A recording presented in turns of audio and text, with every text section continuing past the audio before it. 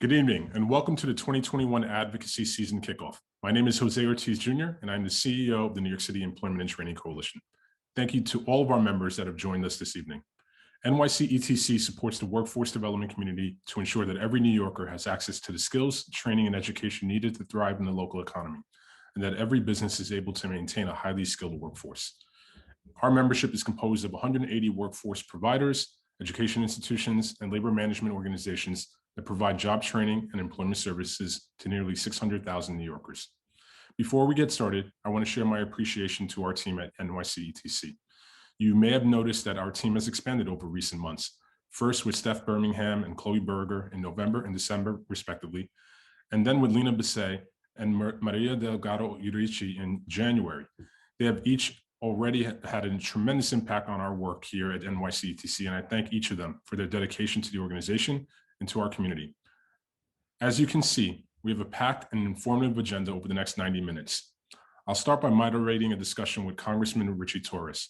This will be followed by a labor market update from James Parrott, Director of the Center for New York City Affairs at the New School and Senior Fellow here at NYCETC. Next, we'll review NYCETC's 2021 policy priorities, followed by a discussion with our board and policy committee members, Kathleen Colhane, the President of Non-Traditional Employment for Women, and our board chair, David Garza, CEO and President of Henry Street Settlement and our board secretary, and Christopher Wattler, New York State Executive Director and Chief External Affairs Officer at the Center for Employment Opportunities. That discussion will be moderated by Annie Garneva, our Vice President of Policy and Special Initiatives. We'll then transition to updates from the city and state, beginning with a city update from Phil Thompson, the Deputy Mayor for Strategic Policy Initiatives, and Amy Peterson, the Director of the Mayor's Office of Workforce Development. This will be followed by the state update from Evelyn Ortiz, the Deputy Director of the New York Association for Training and Employment Professionals. Finally, we will close the evening out with next steps and a call to action. So let's get started. I'd like to introduce Congressman Ritchie Torres. Representative Ritchie Torres is a fighter from the Bronx who has spent his entire life working for the community he calls home. Like many people in the South Bronx, poverty and struggle have never been abstractions to him, and he governs from a place of lived experience. While at the New York City Council, Richie stood out, and during his 7-year tenure, he tenaciously tackled problems big and small for the Bronx and New York City. He passed over 40 pieces of legislation, including legislation protecting the city's affordable housing stock and tackling the city's opioid epidemic. As the chairman overseeing NYCHA, he held the first committee hearing ever in public housing, which led to a $3 billion FEMA investment, the largest in New York City's history. As chair of the Oversight and Investigations Committee, Richie has led investigations into heating outages and lead poisoning at NYCHA, the taxi medallion scandal, the city's controversial third-party transfer program, and Kushner Companies. Richie currently lives in the South Bronx and represents the New York 15 district in the South Bronx. He is a member of the Committee on Financial Services and serves as the vice chair of the Committee on Homeland Security. Congressman, it's great to see you. Thank you for being here with us, and as always, for being an advocate for our community. We have limited time, so I'm going to jump right into it. As a council member, you were a champion for inclusive and economic and community-centric economic development focuses on. As a council member, you were a champion for inclusive and community-centric economic development that focuses on connecting local residents, especially those with historically marginalized communities, to jobs that grow out of public support and development. How have you carried this forward on the federal level, and what do you think the city could do on this front? Happens at the local level, but the greatest source of leverage we have is federal funding. Like, we can attach conditions to federal funds and ensure that a share of those dollars go toward unionization and workforce development. Take the example of the New York City Housing Authority. We invest billions of dollars in NYCHA, whose construction projects are a stimulus to the economy. And we should see to it that a share of those dollars goes toward local procurement and local hiring and mentoring programs for both workers and small businesses. There is something known as Section 3, which is, on paper, a local hiring mandate, but NYCHA treats it more as an aspiration than an obligation. So one of my priorities in Congress would be to make it more enforceable as an actual mandate. Thank you. So obviously, an incredible amount of stimulus was just recently passed, and we're hoping to see a significant amount of that flow down to New York State and New York City. If you can, tell us a little bit, how is workforce incorporated into the federal stimulus? Well, the Biden administration has taken correctly an expansive view of infrastructure. Infrastructure is about more than physical roads and bridges. It's about bridges and roads to economic opportunity. And so the plan invests about $100 billion in workforce development. There's a $40 billion specifically for dislocated workers, $48 billion for workforce development writ large, and then $12 billion for workforce development for the purposes of violence prevention. So focusing on those who have been formerly incarcerated or those who are qualified as disconnected youth. So there's a heavy investment in workforce development. And it recognizes that, for a long time, the United States has been its own worst enemy. We have spent trillions of dollars on wars in the Middle East, but we refuse to invest even a fraction of those sums in our own people. The United States spends 1/5 of what advanced economies spend on workforce development. And since the 1960s, investment in the United States has fallen by 40% as a share of GDP. So I see the American Jobs Plan not as an expenditure, but as a long overdue investment in our workforce and in our people. Couldn't agree more. So just moving on to the next question. Obviously, you've spoken a little bit about the importance of workforce, but tell us a little bit about the importance of workforce in supporting the long-term recovery effort that we need, obviously, here in the city, and obviously, given your representation of the Bronx, even speak more specifically to the community that you serve.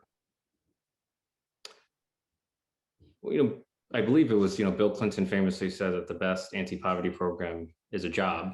I would revise that statement. I would say the best anti-poverty program is workforce development, because the concept of workforce development recognizes that job creation is not simply a short-term numbers game. It's a long-term investment in people, that a society and an economy is only as strong as its human capacity, its human capital, and that's where we should be investing our resources.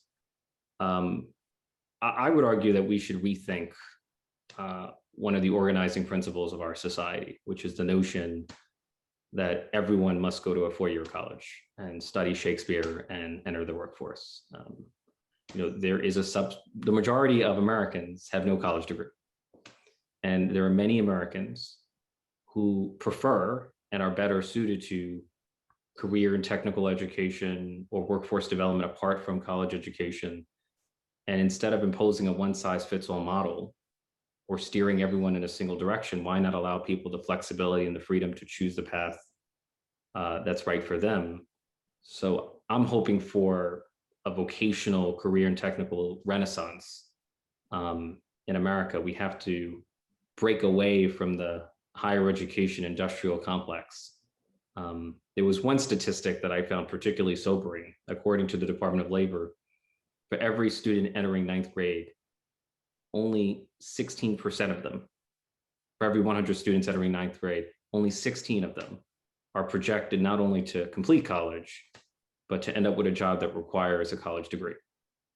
So we have a system of higher education that is failing the vast majority of Americans, right? There are a subset of Americans who might never complete college, but who could solidly build a middle-class life for themselves and their family if given access to workforce development, if given access to job training.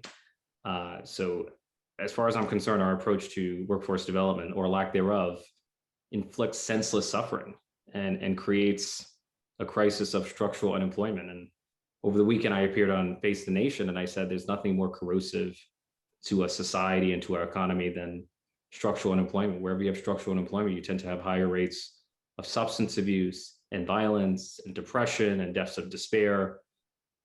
So the antidote to structural unemployment, in my mind, is workforce development. Thank you for that. Obviously, it's something that we care very deeply about. So knowing that that you care as deeply for it at your level is incredibly important to us. There's a favorite quote of mine that captures, is from John Gardner, who was the Secretary of Health, Education, and Welfare. And I might get this quote wrong, but he said something to the effect that a society that scorns excellence in plumbing and tolerates shoddiness in philosophy will have neither good philosophy nor good plumbing. Neither its theories nor its pipes will hold water. And that's the mindset that we should apply in rethinking education and workforce development in America. Agreed. So in closing, just tell us, what are some of your other priorities moving forward? Obviously, you're in a very different role, but serving all of New York City at this point. Tell us a little bit more about what you have ahead. So for me, it's all about fighting poverty. The long-term solution to poverty is building a skilled workforce. But the short-term solution is income support. And one of the most powerful tools for fighting poverty in America, in my mind, is the child tax credit. The expansion of the child tax credit will cut poverty by 50%. So my priority is to make it permanent, because it would be profoundly cruel to lift millions of children out of poverty only to plunge them back into the abyss. We have a historic opportunity to create for children what we've done for senior citizens through Medicare and Social Security, create a safety net that guarantees a decent and dignified life for every child in America. Right? There's no child in America who chose to be born into poverty, who chose to live near the Cross Bronx Expressway and breathe in air pollution, who chose to live in public housing and be poisoned by lead. We know that lifting children out of poverty will fundamentally change the trajectory of their lives. And so that's my highest priority is the child tax credit. For me, it's what we were able to accomplish in the American Rescue Plan is the greatest progressive achievement since the Affordable Care Act. Yeah, it was an incredible achievement, and one I know that our entire community appreciates.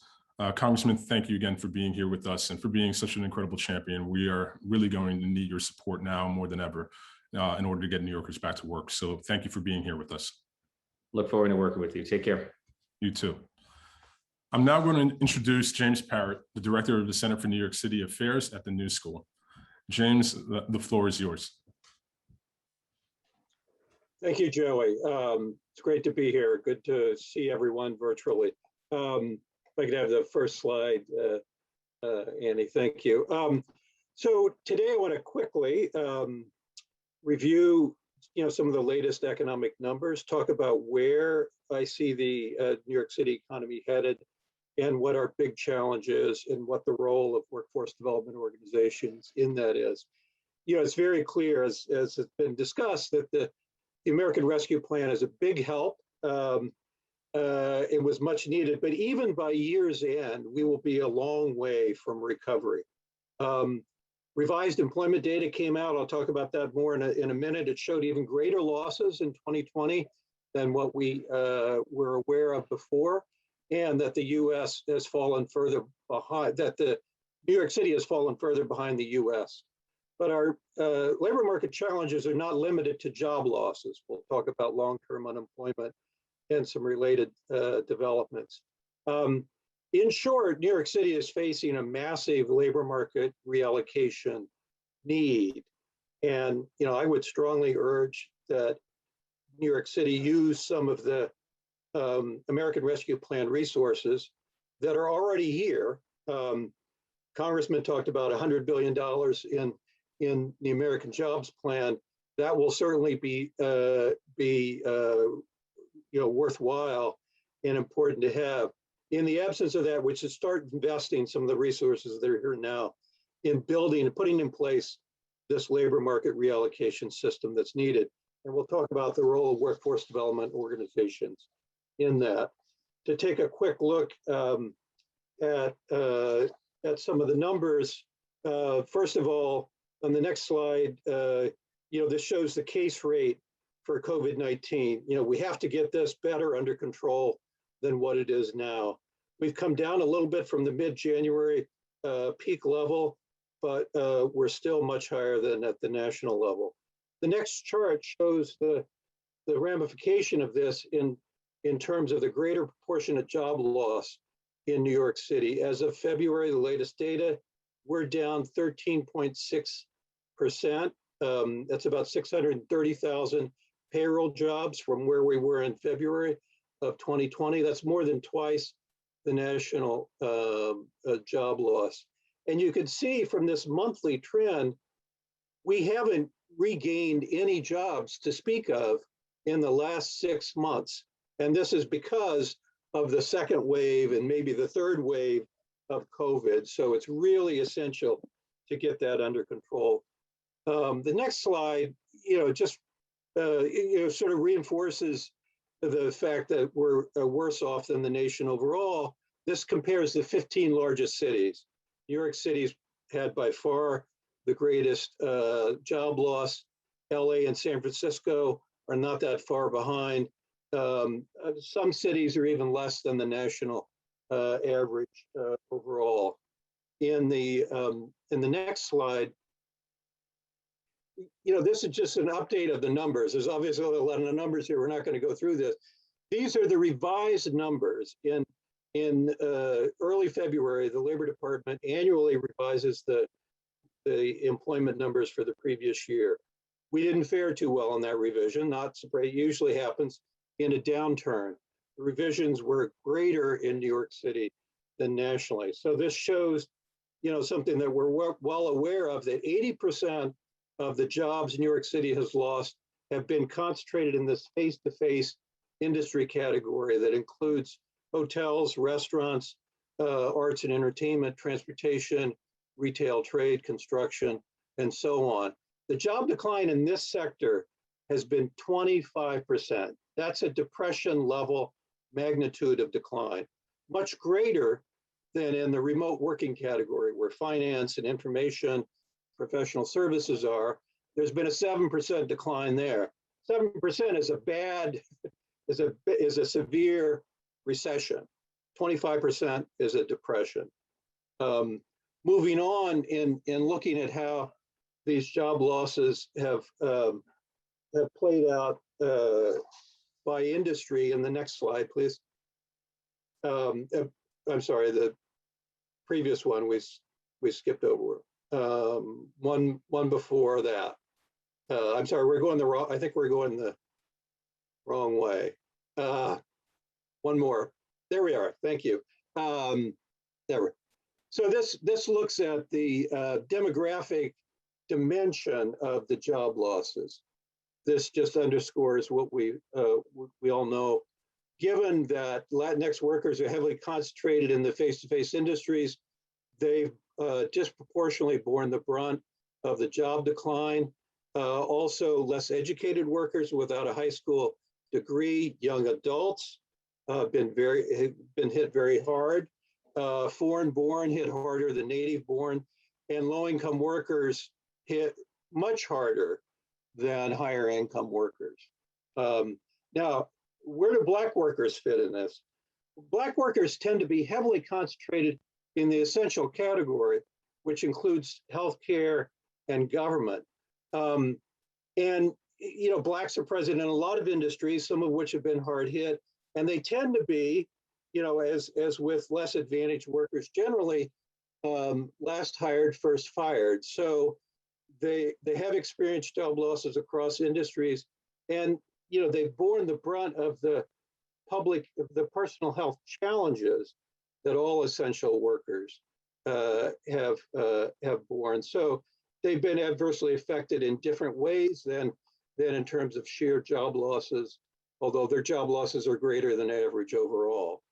The next slide just shows what this has meant in terms of increasing hardship.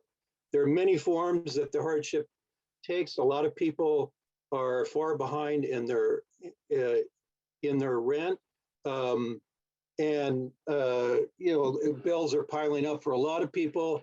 A lot more people have qualified for public assistance in recent months, and Medicaid rolls have increased by nearly 500,000 in New York City. We knew even before the pandemic that many low-income workers qualified and were covered by Medicaid because a lot of low-wage employers do not provide, adequate health insurance. But over the past year, an additional 500,000 New Yorkers have turned to Medicaid. And finally, in terms of the numbers, the next chart shows the Independent Budget Office's projections of how long, and it will take a long time, to get the jobs back that we've lost. Now, this projection by the IBO was done in early February, before the American Rescue Plan was passed, so that would make these numbers look a little less severe.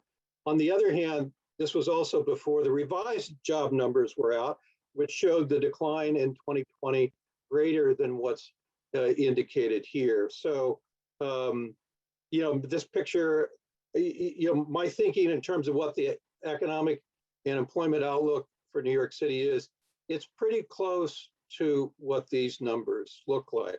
Now, what does this mean in terms of the policy implications? On the next slide,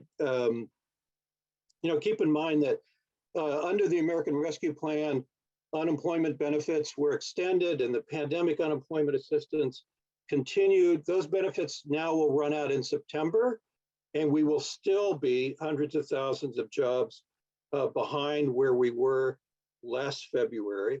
And some of those jobs will be gone for good.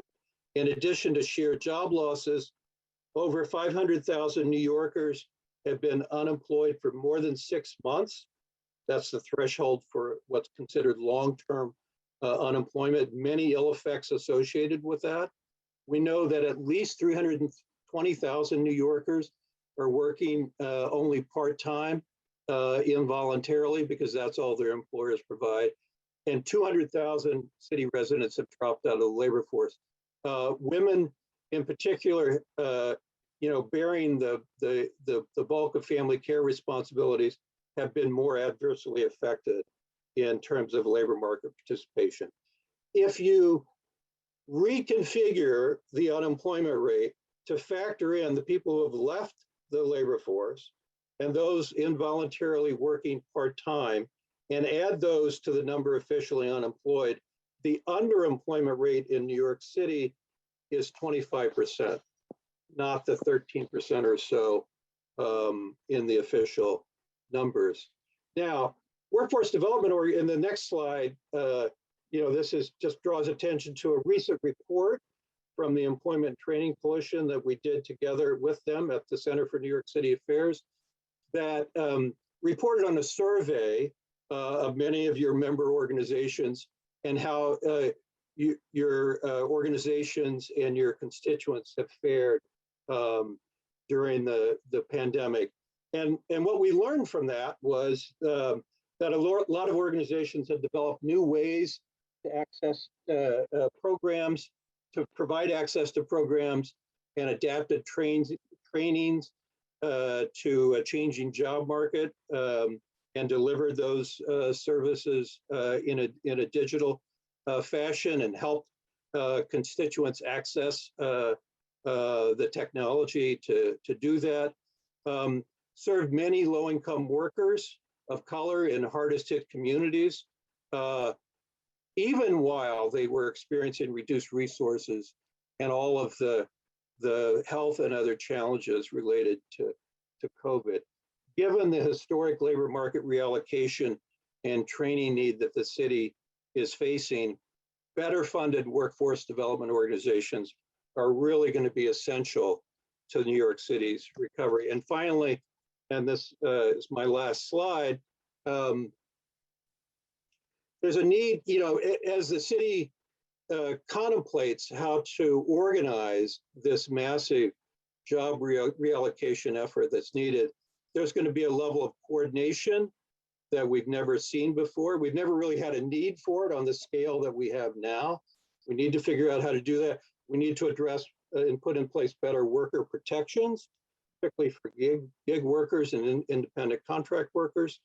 We obviously need more systematic policies as we build and rebuild the workforce development system to respond to this moment. We also need to address the racial and gender pay disparities and raise job quality. And again, given what's likely to be a need to redeploy 150 to 200,000 New York City workers over the next year or two, we need to start tapping in to the American Rescue Plan resources that the city has in hand and start gearing up to do this redeployment. If we don't do that, we risk losing a lot of the very strong economic gains that were achieved in the last 6 to 8 years with a strong economy, extended low unemployment, historic minimum wage gains, and wage and income gains for people in the bottom half of the labor force that we haven't seen since the 1960s.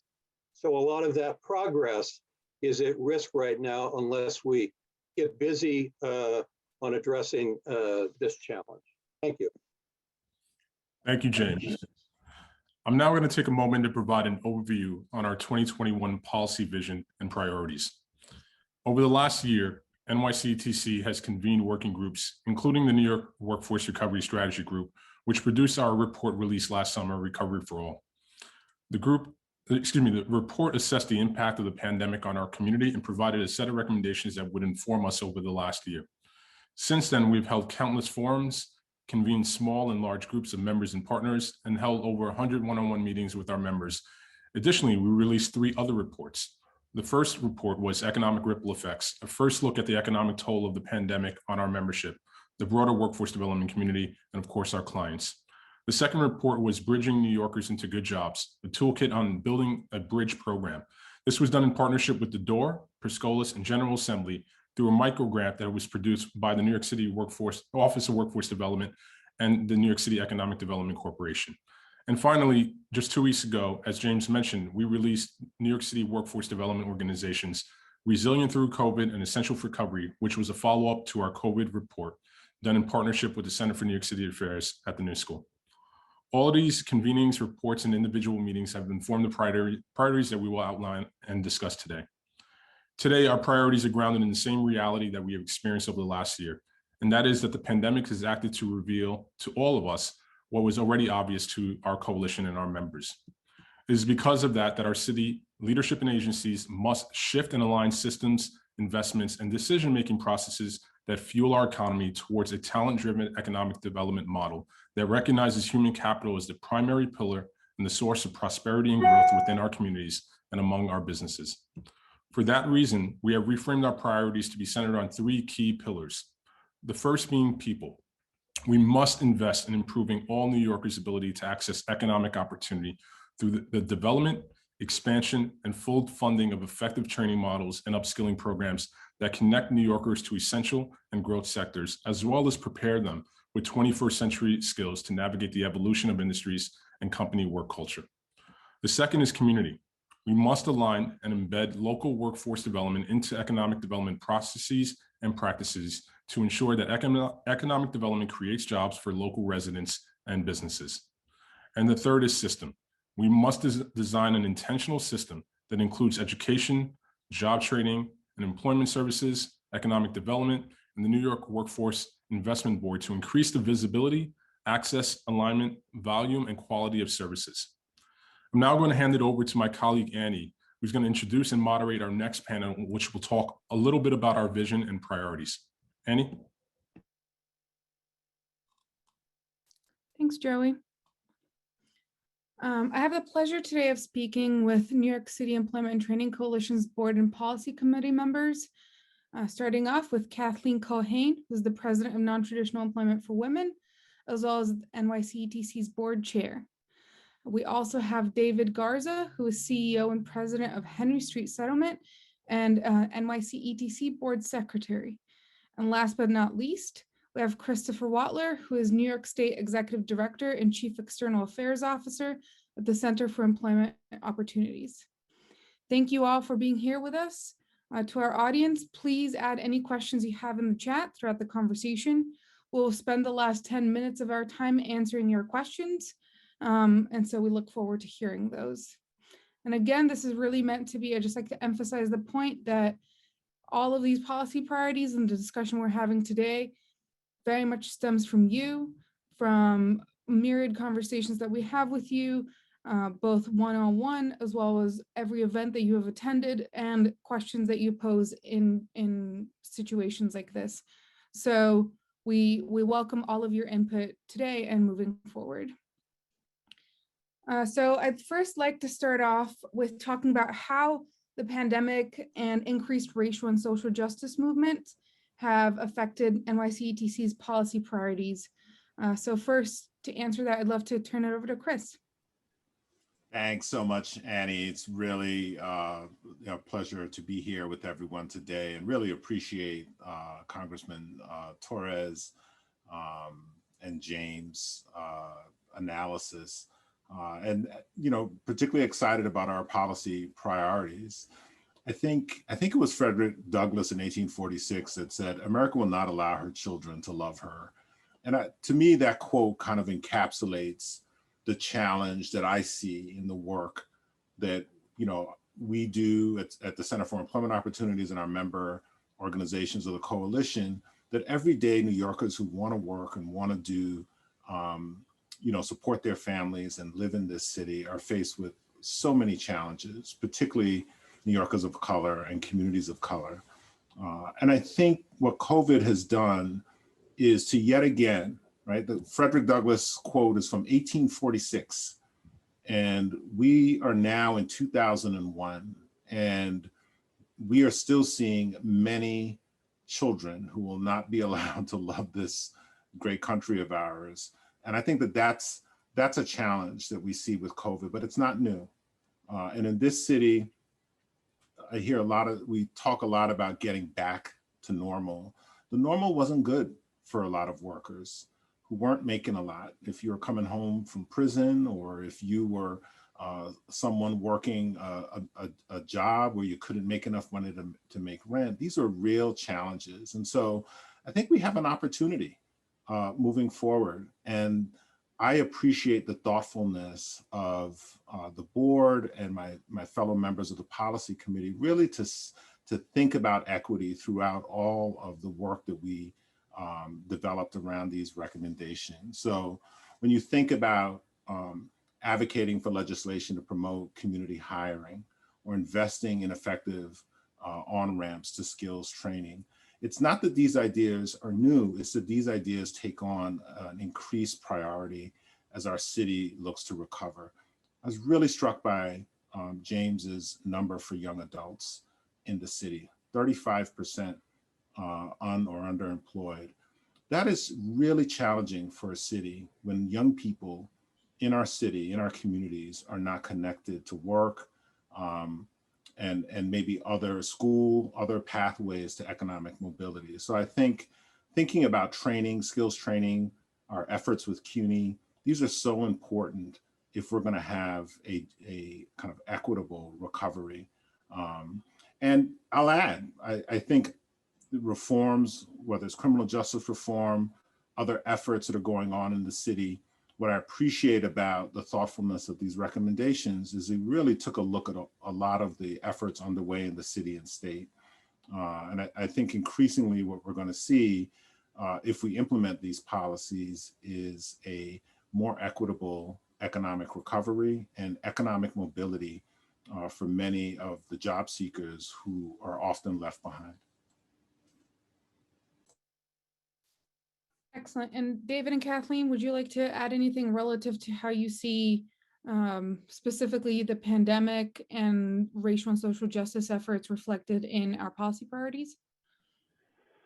Yeah, sure. I can add very quickly, and I share Chris's excitement about the policy platform that the coalition has established. I think it represents a course correction and puts the communities that we serve and the people that we serve and residents and job seekers as an important primary variable within the system and within the ecosystem of workforce development. And I think that's particularly important and relevant and salient in light of the pandemic and the racial and social justice issues that have shined bright light on what's going on. And I think it's necessary to call it out for what it is in many ways, and that the pandemic has exposed racist hiring practices and exposed power structures that are steeped in white supremacy. I think it was evidenced in, some of the information that James shared. I mean, for communities of color to be last hired, first fired, for the city's policies to be growth first and not necessarily investing in the human capital. I think that this is an opportunity to course correct and to take a more equitable approach. I think what it also exposes raw is the need for investment in the policies that Chris articulated and that are reflected in the document shared, but also to help promote investment in wealth and asset building and in ownership and entrepreneurship and in access to training opportunities that will provide access to good jobs for people who live in low-income communities, for the communities of color that we serve, and for job seekers throughout the city. Kathleen, you want to jump in here? Great. So just agree with both Chris and David in terms of, we are really excited about the priorities that we've set forth here. And just as well, it's amplified the needs of our community in such a way. And as Congressman Torres spoke about, it's also amplified the opportunities in terms of federal dollars and what the opportunities could be for our community in terms of how New York City recovers. And so I continue to be during this year and moving forward, optimistic about how we won't go back to the new normal and how our future will be brighter for the communities we serve. Great, thank you. So to that end, love to get a little bit more specific here. And for everybody that's on the audience side, I've put in the link to our 2021 policy priorities where you can really, that, Joey went over, but you're welcome to explore in depth and that we're talking about right now. So if you could start off with talking about just one specific policy priority and how its implementation today would immediately impact your clients. If we could kick it off back to Kathleen for this one. Sure. Thanks, Annie. So people, community, systems, right? It all resonates with all of us. One thing that we'll hear more about this evening from Amy Peterson and Deputy Mayor Thompson is the Community Hire Initiative.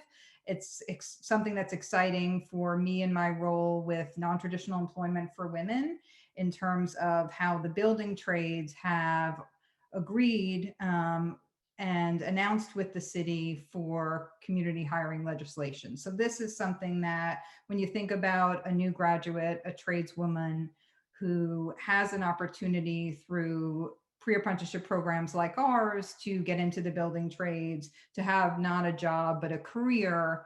And you think about the opportunities for the city to build back and to build back equitably and to think about the people who are building our city back. And we've done it before and we'll do it again.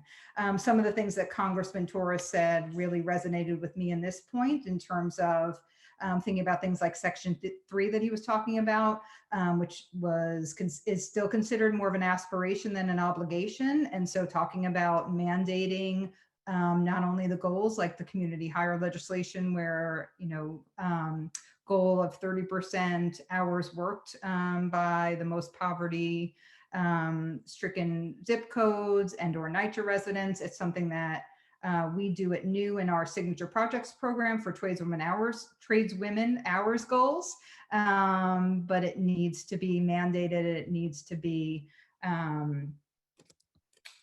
monitored. And this is not just about construction jobs and skilled trades jobs. This is about when development comes into the local community, thinking about not just who's building the buildings, but who's maintaining those buildings in terms of building maintenance and operations positions, not just for new graduates, but for all of us, thinking about jobs in retail, and the list goes on.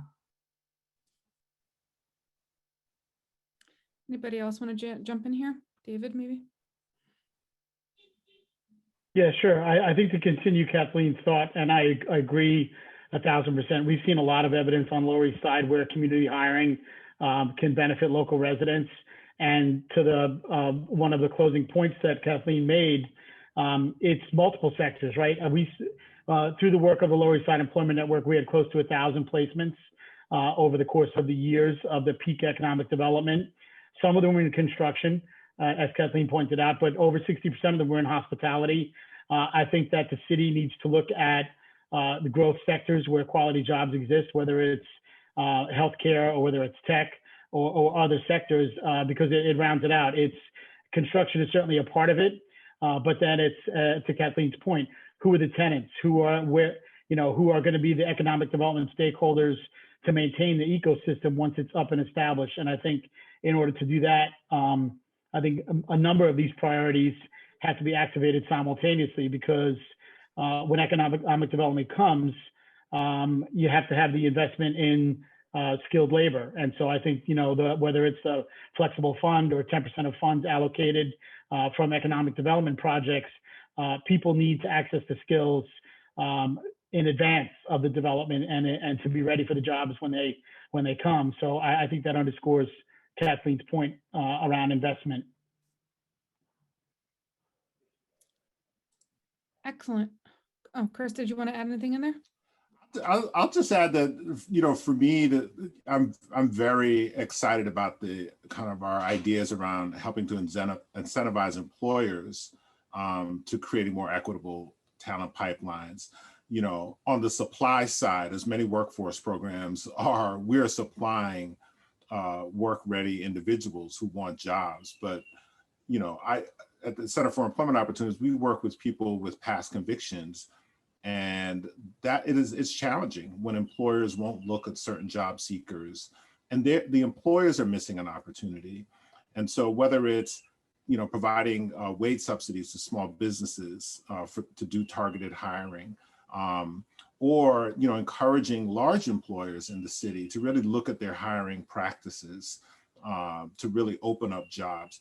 We could open up literally hundreds of thousands of jobs in the city if we simply got employers to change their hiring practices to allow talent who can do the job to get in. And sometimes that talent is not going to come, as someone had mentioned earlier, from the philosophy major who went to Columbia.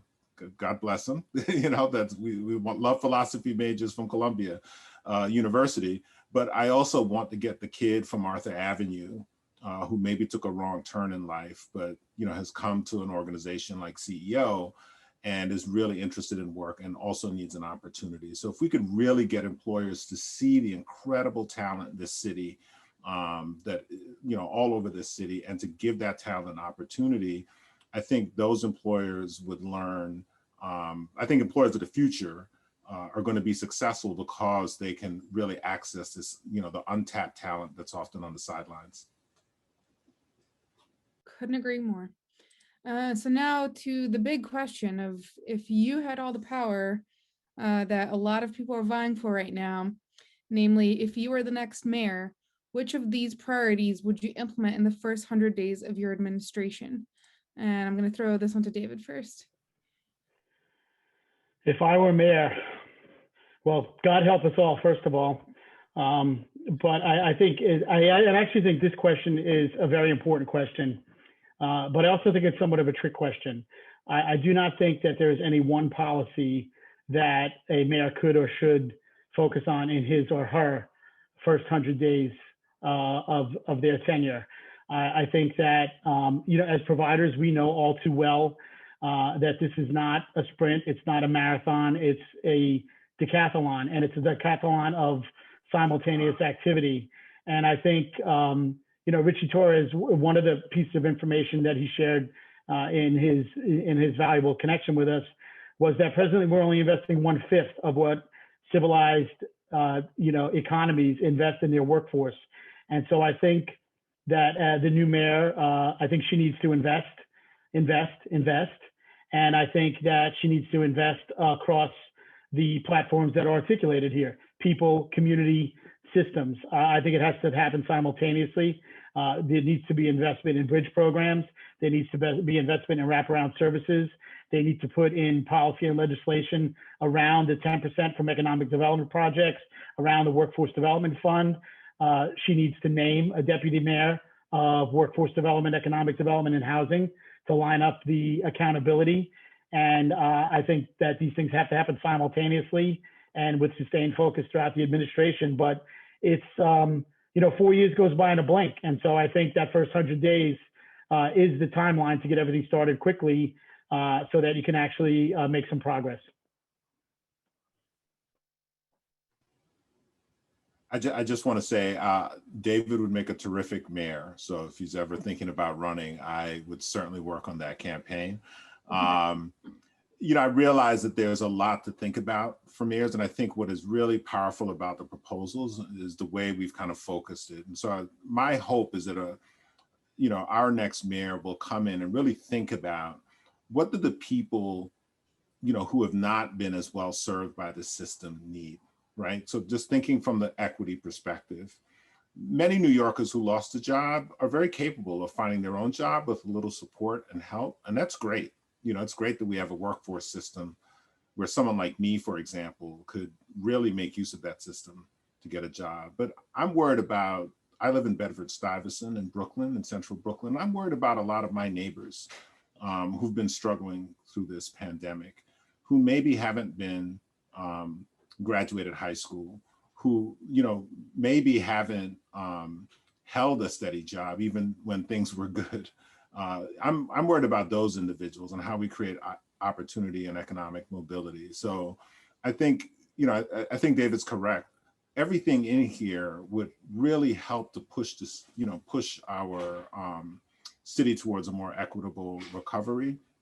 I'm also trying to think about what are the things that we need that will sustain that. And I think the investments in workforce are critical. The underinvestment is terrible. I would add just helping the organizations, workforce organizations, to have fair contracts that pay on time so that a lot of our energy is not spent on reporting and dealing and having to borrow money to cover money that we're owed, but instead is focused on actually doing the work. And I think, the next mayor should really think about CUNY, all of the incredible assets that the city has, our workforce organizations, the city university system. And I would add our employers. They're an asset too, like really thinking about the leadership and the rhetoric that you need to really bring, those different systems and stakeholders together. And in particular, to listen to communities and listen to job seekers. I don't think that we do that enough. Not just the challenges they face, but their ideas. I'd love to see a mayor really getting robust feedback from job seekers around what they need. Because a lot of listening happens to big businesses in this city, not so much small businesses and job seekers. And to build on our focus on people, I just want to, as non-traditional employment for women representative, in some months of 2020, Black and brown women accounted for all net job losses. And it's continues to be women who the childcare responsibilities fall on, and that's where we've seen some of these losses. And so a focus on childcare, a focus on those wraparound services has also been amplified in these times, as well as that bridge programming that we've all been talking about in terms of it's something very important to new in terms of entering into a pre-apprenticeship program and the need for the people we're serving and how to access the skilled careers. Well, you all have made me excited about our own policy priorities again, so I'm really looking forward to all this work. I'm now looking at the chat. I'm going to just ask a couple of questions. If we don't get to your question, apologies, and we'll try to answer them in the chat. So first up, we have a question from Nell Eckersley, who is the director of the New York City Literacy Assistance Center. So the pandemic has really shown a spotlight on issues around digital inclusion for all New Yorkers. Do you have thoughts about how we can work on developing digital inclusion from access to devices, broadband internet, and digital literacy. And of course, we heard that broadband has passed on the state side, so that's really great. And what are your thoughts on the city side?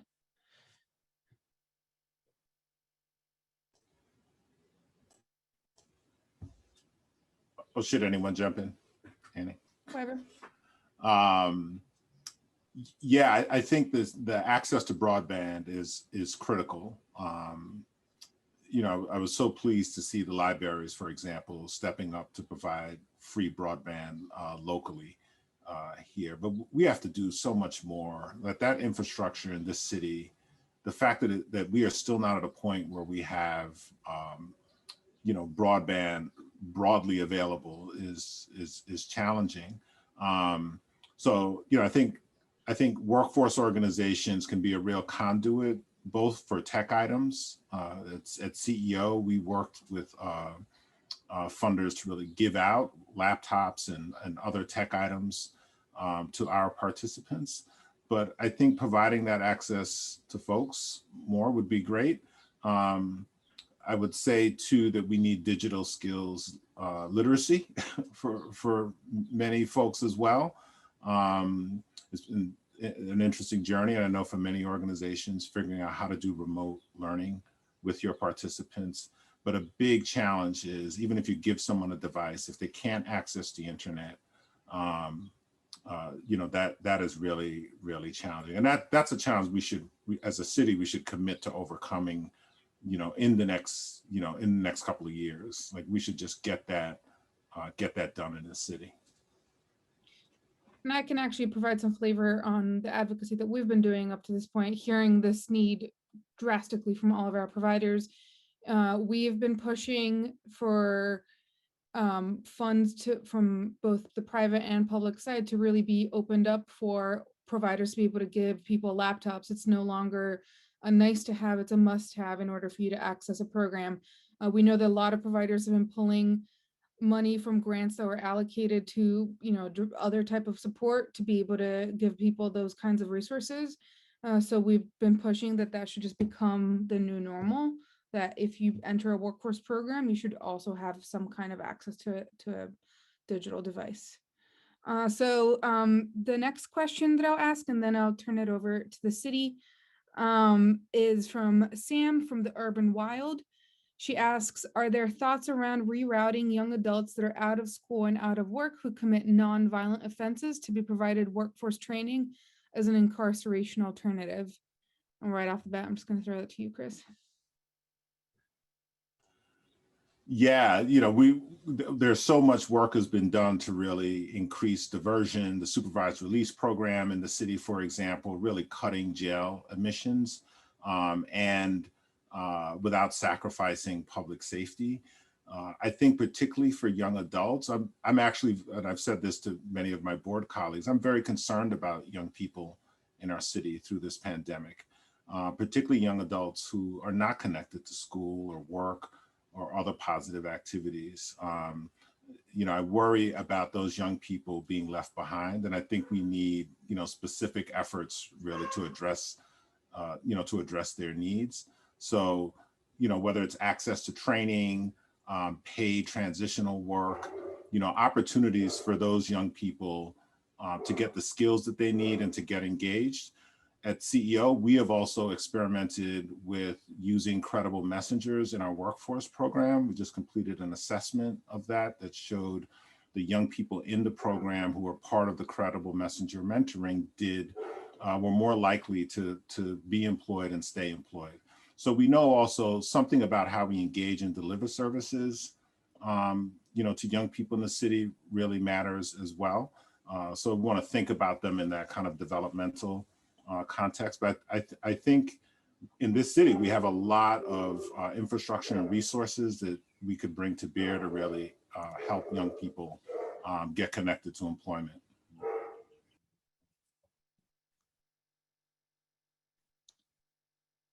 Excellent. And I'm just gonna, we're 1 minute over, but I just want to make sure that this question is addressed because I think it's actually really critical for kind of the next round of policies and how we talk about this. So this comes from Mike Conway from Stacks and Jewels.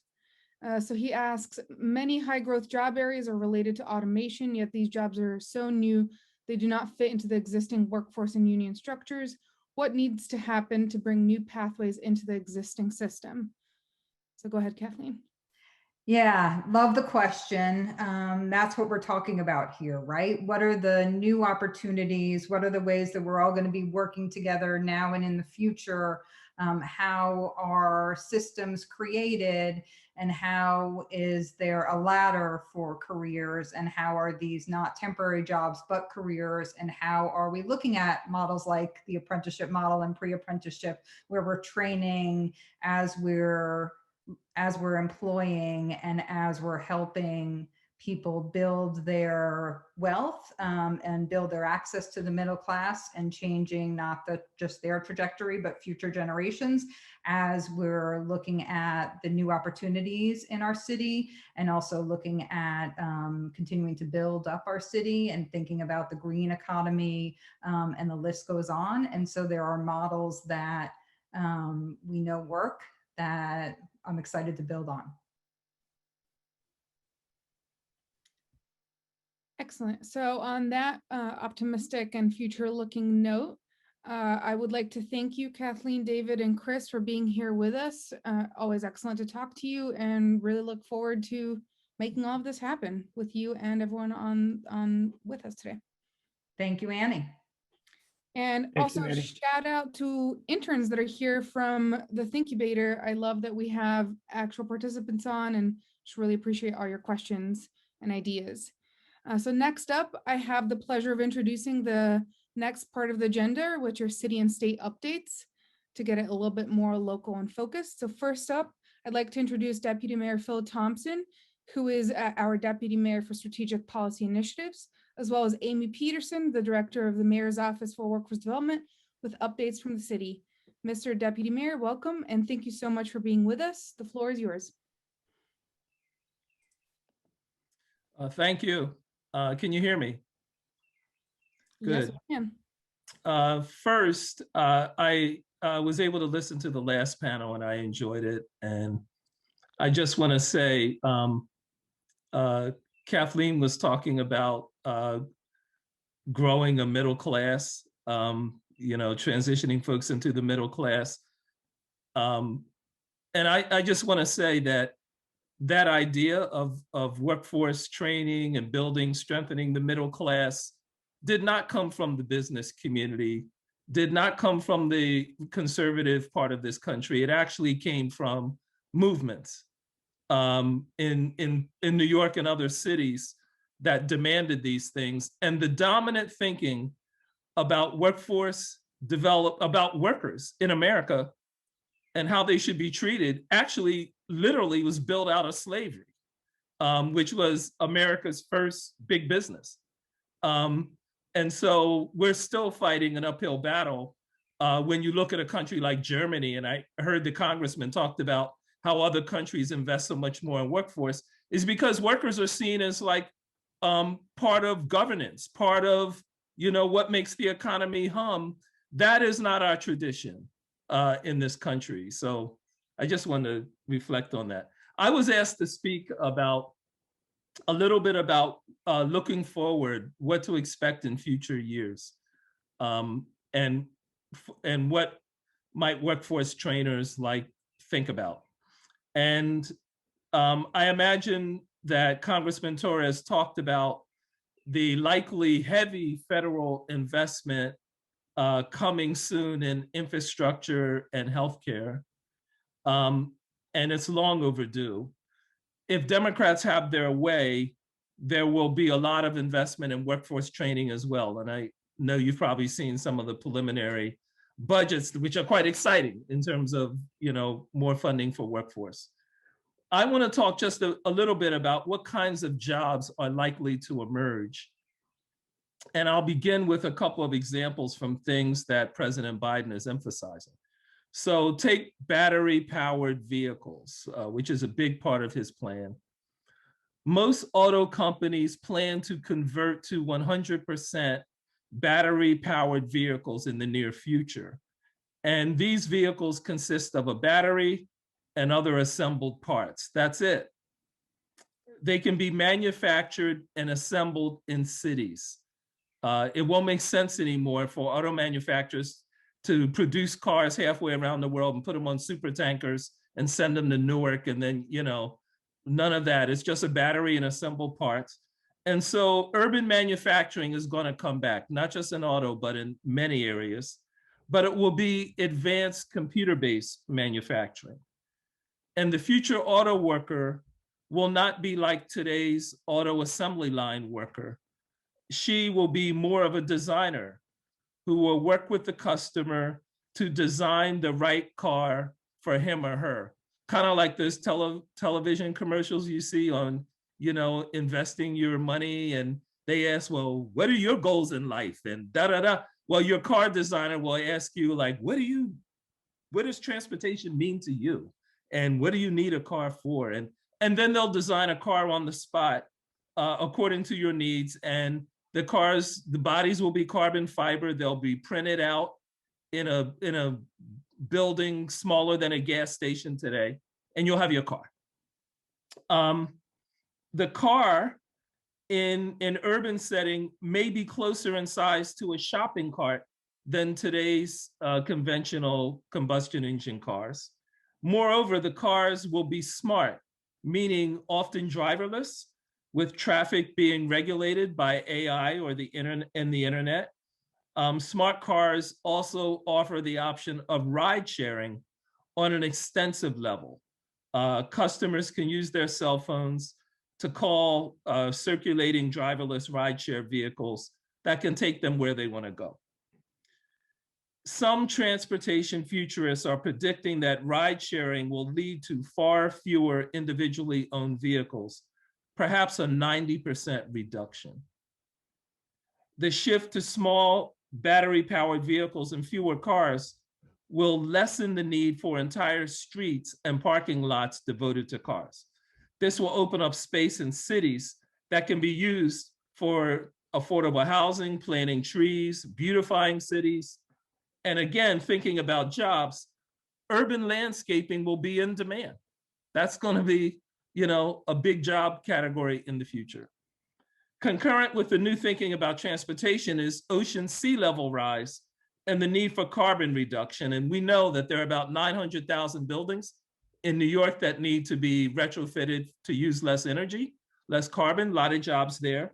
But New York City has 520 miles of ocean-facing coastline, which is more than all the cities on the West Coast and the rest of the East Coast combined. And the water is rising. So we're going to have to mitigate it through things like levees and but we're going to have to adapt to the ocean reclaiming land in many parts of the city. Ocean level rise is certain to force an enormous amount of rebuilding and relocating. This will create a huge number of jobs in construction and other fields. And with sufficient job training, it will create a pathway out of poverty for huge numbers of people. But not just construction. Rebuilding also creates opportunities for creating energy in new ways, such as turbines that harness the energy of ocean tides as they pass through cities or around cities. The rising ocean may also open up an opportunity to use seawater to cool parts of the city to be projected to be heat islands and dangerous because of heat, such as the whole Bronx and Upper Manhattan. Crucially, this upheaval in combination with changes in transportation that I just spoke about creates opportunities for citizens to remake New York to be inclusive, broadly prosperous, and beautiful as well as green. But realizing such opportunities will need robust citizen engagement and support. And there will be a huge need for people trained as community organizers to work and help resettle large numbers of people who will be disrupted by sea level rise. The point is, a lot of new jobs haven't even been imagined yet. So workforce trainers are going to need to get in touch with the people who are thinking about new technology, climate change, and new kinds of infrastructure. The last thing I want to say is that the need for workforce training won't only be for people who need jobs now. Existing workers in fields like home care will need to be retrained and paid a lot better to do things like using telemedicine devices to communicate directly with nurses and doctors during their home visits, and to assist in doing things like taking blood samples and putting them in a portable analysis box for instant blood analysis. And those tools for analyzing blood in a box exist already. They just haven't been put in the field yet. And training is a crucial reason why. Job retraining is going to be needed on a far bigger scale than today. And the federal government is already thinking about that. And I'm pretty confident there'll be money to experiment with new training tools, such as online databases with real-time info on job opportunities, also ways for your workers to use artificial intelligence that matches their skills and credentials with job opportunities, and more online instruction, AI-based guided learning, and virtual reality tools that can make learning easier and cheaper. People can do it more in their schedule. And all of these things need to be combined with in-person training. But people are just beginning to experiment with what are the best ways of combining these virtual tools with in-person training. But these are the kinds of things that workforce trainers are really going to have to get their arms and heads around. All in all, I think workforce development is going to be revolutionized. It's going to be exciting, and it's a good time to be in your field. Amy Peterson is going to speak afterwards about whatever she wants, but I know community hire is on the list. Yeah, hi everyone. Excited to be here and talk to all of you. Excited to that I heard in the prior remarks about community hiring, and I just do want to talk for a minute about advocacy and your role in making community hiring a priority for the state legislature in the next 3 months. The idea that the work that you all do to train workers in fields from food, technology, healthcare, construction, building maintenance is not directly connected to the jobs that the city creates and spends money on is just the biggest kind of lost opportunity that we all have. And the benefit of having state legislation that says we can actually make that connection and bring those together is revolutionary. And if you want the next administration to be impactful in the way that it can be with the money we're spending, you need that legislation. Otherwise, you're going to hit a wall every time. And so what I would love you all to do is really think about how the city spends money and think about the people that you serve every day and how you train them and all the jobs that the city spends money on and how you can connect them. Kathleen talked about construction. I know construction actually has a system that works, right? There is this model, and we've done some great work in partnership with the building trades to connect Workforce One with the pre-apprenticeship programs with the jobs, and we've announced the project labor agreement. But what are the opportunities in food and technology and healthcare? The city spends $500 million a year annually on food contracts. The idea that that could be connected to jobs for the people that you serve and good jobs is so incredibly important. It's a big part of the 10-year food plan that the city put in place. And it really needs to be highlighted through the stories of the people you serve, the real kind of opportunities that are lost every time the city enters into a contract and doesn't ask the people that it works with to hire the people that you serve.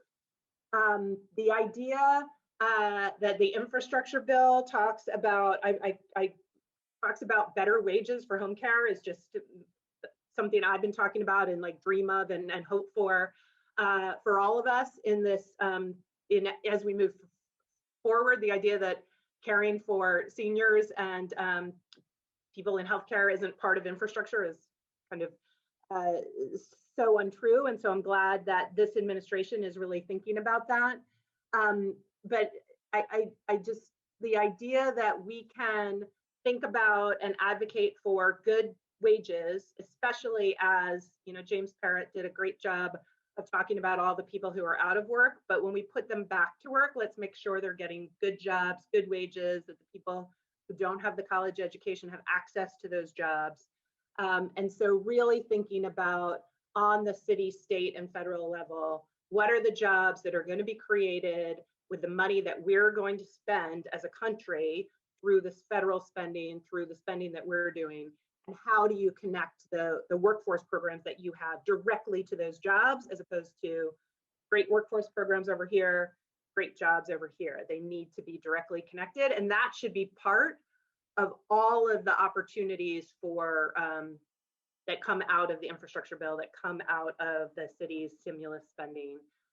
It could not be more incredibly important, and I look forward to kind of watching that happen. And I think that the framework that's there in our legislation, in the infrastructure bill, and the work that you do is a real opportunity to bring that all together. I will close on one note very quickly. I think I'm over time, but today the city talked a little bit more about the city cleanup core. I'm also working on the vaccine for all core. I think what we're seeing right now, right in 2021, is a lot of opportunities for short-term, good paying jobs for people. We want to make sure that they're connected to the people you serve. So if you're not connected, we need to figure out how to make sure the people you serve are getting connected to those jobs. But we also want to make sure they're more than jobs, that they have connections to education, training, the resources that you provide, childcare, healthcare, and all the things, so that New Yorkers are supported during this period, and then they're connected to all of these opportunities that we see coming out of the infrastructure bill and the stimulus. So looking forward to working with all of you to advocate for New Yorkers. Thanks.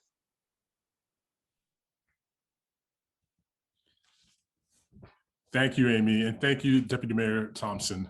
We appreciate your support and for being here with us today. I'm now going to introduce our upstate friend and partner, Evelyn Ortiz, the Deputy Director of New York Association for Training and Employment Professionals. Evelyn, welcome. Thanks for being here. The floor is yours. Thank you. It's so weird to hear someone like refer to me as an upstate partner. I'm a downstater, from New York City, from Brooklyn to be exact, from Flatbush, who now has the opportunity to live on Long Island. But it's a pleasure to be here with you all. Thank you, Joey. I really appreciate it. But yeah, so I do represent the New York Association of Training and Employment Professionals. I'm the deputy director there. And we are a statewide workforce association. So it is great to be here. Annie, if we can go to the next slide. So just for those of you who do not know who we are, we provide technical support training across the state of New York, produce research publication that really highlights key areas for the field.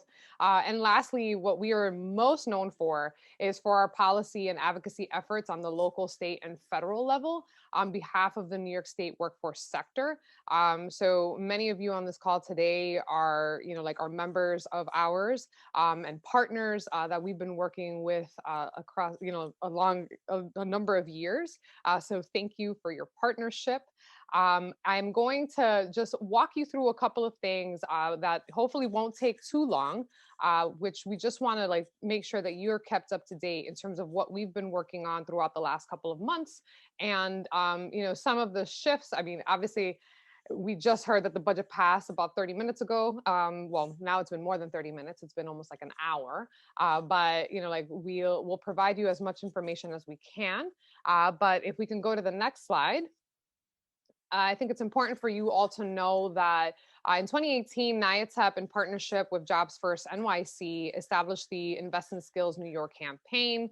On a local level, we actually partner with NYCETC to support our New York City-based advocacy efforts. And many of you already know that due to the our state advocacy efforts with the hundreds of organizations that make up the campaign on a statewide level, we were able to get the state to finally invest in workforce training To be exact, $175 million was invested. And, one thing that we came to realize, and specifically, obviously, this summer, which many of you obviously understand, due to the devastating impact of the pandemic and the ongoing issues that as a sector we continue to face, we brought together leaders from across the field, many of you who are on this call today.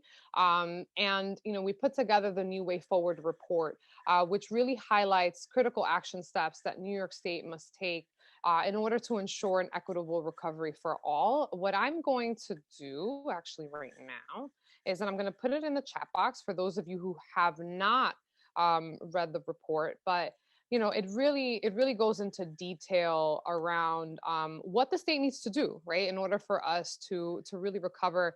And we outline those steps from immediate to long term. It goes up until the year of 2025.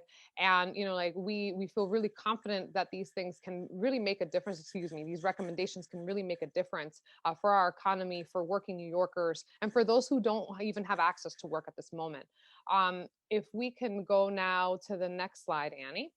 So in terms of what we focused on this particular year, and including some of the immediate recommendations that were included in the New Way Forward report. First and foremost, we wanted to make sure that the state continues to fully invest in the 175 workforce development initiative, 175 million workforce development initiative to support the skills training needs of New Yorkers and the business community. As you all know, we've been literally working around the clock to make sure that this funding line is preserved, specifically because it is the only state funding line towards that's dedicated towards workforce training. Before this, 1% of funding was going towards workforce training. For those of you who did not know that, most of the funding that comes into the state is all federal. And what you see in New York City is mainly tax levy dollars or dollars that come in through the federal government. The next priority that we are have been highlighting and so happy to see has been included in the state budget is to make high-speed broadband services affordable for all New Yorkers. I'm not going to go into detail about that because we just had a panel who talked about the need and why it was so important. But just for you to all to know is that we've been working for months, really meeting with the governor's office and with his reimagining commission, which was really put together to really tackle the broadband crisis and to understand and figure out innovative and creative ways to resolve this issue. And then lastly, this is a priority that by far is one of my favorites, is the establishment of a 6-month 100% income disregard for New York public assistance recipients who are participating in a publicly funded workforce post-secondary program or an employment opportunity. And the reason why I have to say this is a priority that I'm very vested in is that, as a former provider, for those of you who know my my workforce history, I used to work for Opportunities for a Better Tomorrow. And I saw firsthand how many talented individuals that we served chose actually not to work after they completed their training programs or were apprehensive of even participating in some of the wage subsidy programs that we provided because of fear of losing their benefits. So by implementing these income disregards, we're really going to make sure that no New Yorker is left behind and that they can actually access employment and remain employed. And for those of you that, in terms of the technical terms, the goal here overall is for individuals to be able to once they finish their training, they can access employment. Their funds will be waived. So right now, what they could do is that they can work, and their income will not affect them, right? So they won't go over the benefit cliff that is, and they can actually acquire savings. So the goal here is also to raise the cap on how much they could save, because right now the state of New York, in terms of where the cap is about $2,500 that they can save, and they can only save for their burial plot at this moment. So we are working really closely with the legislature around this and figuring out how we can like lay out language that could really support New Yorkers in these efforts. I do want to send a huge shout out to all the New York City training providers who have been partnering with us throughout the last couple of months. Huge shout out to the HOPE program that's on here right now. They've been excellent. And a number of you here, I was trying to like skim through to see who's on the call. But overall, like, you know, your videos, your advocacy messages, your emails, your testimonies, they've all made a significant difference throughout the last couple of weeks specifically. We've been getting, you know, like calls and like, you know, we've been encountering, like engaging our state legislature, and they've been telling us how great it's been to hear from the field. I also want to shout out our city agencies who have also been partnering with us as well, because this has been really like a true like family effort. I want to say you're all part of our family, and you know, like we've included a lot of the information that you provided us in this report, but then we needed to like really get on the ground and get to work. So we want to just thank you for all of your efforts. If we can go to the next slide. So now this slide has changed, right? The negotiation technically is over. Right now, as you know, we're still waiting to hear on a couple of bills that are key to us, which are the revenue, it's the revenue bill and the aid to localities bill. That really dictates where, you know, like where these funding streams are. Obviously, we're really interested in understanding where the 175 is. Like really hoping, crossing my fingers that it's been fully preserved. But just some key highlights for you. 29 billion is included in public and private funding for the green economy. There's about $1 billion for small business recovery, $2.4 billion for childcare, right? So this has been obviously an ongoing battle, and like one thing that we have been talking about month after month, specifically as it relates to women in the workforce, and the reason why they are no longer engaged is because of the astronomical childcare costs and their inability to like engage in the workforce as a result. Then, you know, like $2.1 billion for excluded workers. So for those who did not know and didn't see, haven't been like keeping up with the news, this has been probably one of the primary reasons why the budget was held up during the past couple of days. And, you know, I just want to let you all know that you can definitely continue to follow, you know, like beyond just like going on city and state. We do a deep dive and a deep analysis of all the workforce funding that has been included in the state budget. We will be sharing that with the field. So just stay tuned. And we'll also do a public event as well to provide that overview. If we can go to the next slide. So in terms of what we will continue to push for post-budget, income disregards. So they, you know, like this priority that I'm so passionate about will not be included in the state budget right now, but it will. It is something that we've been connecting with the state legislature around, you know, to see if it can be included from any time from now until the end of the budget. The end of the legislative season, which is in June. So we are working with Senator Prasad's office, and we are trying to identify right now. Most likely, it will be Assemblymember Hevesi, who also oversees like social services. And the goal here is to develop language for the income disregard legislation so that we can hopefully get something passed, if not like this budget cycle, like, I mean, for this legislative cycle for the next, but our goal is to really tackle this within the next couple of months. We're definitely gonna need your help. So please stay tuned. We'll be providing you with more information. I know that HRA is here. We're going to need you guys too. So another thing also just for you all to like bear in mind is that we're definitely going to be addressing a number of other recommendations that have been outlined in the New Way Forward report, since the recommendations go out all the way until 2025. So there's, you know, like apprenticeships is a huge thing. There are a number of like legislative barriers that prevent apprentices to be engaged in like their activity, like in their workforce activities. So we're going to be like dealing with some of those issues as well. If we can go now to the next slide. So I'm not going to go into detail here, but I think it is essential just because we do a lot of federal advocacy.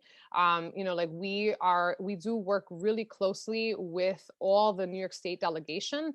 And, like we represent all like the workforce needs on the federal level. We work with the National Skills Coalition to make sure that we're pushing their, like the priorities that have been highlighted as a field on a national scale. But, like you obviously heard it from every panel, every person that has spoken. But I do want you to see overall what the breakdown is again, just so that you can understand the jobs plan a little bit more. We are trying to get more details around this. So the details will be coming along within the next couple of weeks. So as we come across those details, we'll be sharing it out with the field. Something I want to like definitely highlight that James really like pointed out a lot was this like extra quote unquote money that's available. And really what it is that like, under the American Rescue Plan, the CARES Act, right, which is from last year, there's been money that hasn't been spent down yet. So essentially, like this money can really go to supporting workforce training.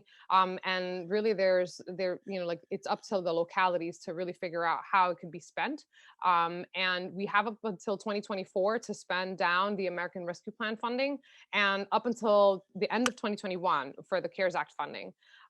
So just wanted to make sure that you were all aware of that. And lastly, here's my last slide, right? So I know we're over time, I'm done.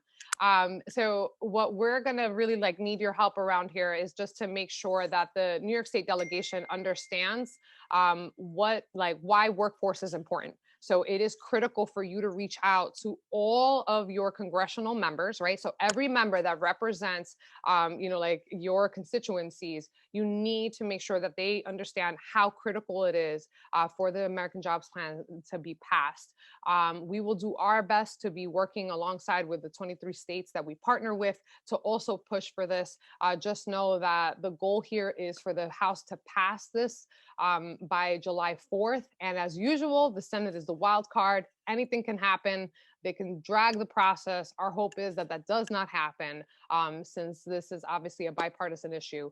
So with that said, I'm going to give you my email address. Feel free to follow us at NYATEP on Twitter, and that's all. So hope you, if you have any questions, feel free to follow up with me directly.